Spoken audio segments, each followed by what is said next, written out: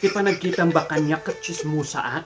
Amom ti kaya ko kanyam concerned citizen ka.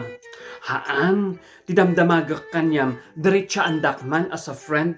Apay ti pa nagkitang kanya ka chismusa at? Jenny, ti importante, healthy tagams mo.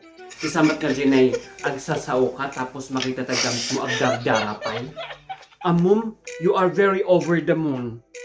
Amom feeling ko na hurt ka, hindi imbaga kanyang nga naglawatamugin mo. Agibalbalas ka lang. Uy, of course na. Who am I to judge another person when I'm not perfect? Besides, we're not born to be perfect, but to be real. Kaya't nga sawon, aging agpaiso kati kapada mga tao.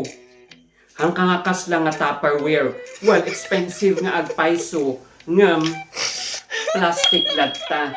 Maya-mayat katisang wanan ti may nga tao, tapos tunay katalikod, santo ka chismisan, santo ka kalkalabanan. And let me say this in English, you're stabbing a person behind her back.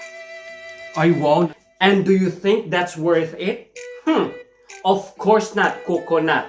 Oh, nagbagas kas lang at jasmine rice. Ay nako, Jenny, agaamot tayo. I know you very well. Amukan mo nga mapigilan mo't lang aggagatal tangiwat mo. Ibagamon. No, never mind. Baka panunutan nga kwa nga chismusa. Imbaga gamin ni kwa. Imbaga gamin ni Pitpit nga ti kinarawrawat mo ti ubi pandisal. Tumabtaba ka. Ibagam kanya na tumabtaba ang agpaiso takan kanak ti pride ko. Kayak nga agpakumbaba. Uwan ako mo't kotong nga agpaiso iso na kasi hana nga kaya nga tilmo ng ti pride na. Oray lang clear as water nga iso na tinagkamali.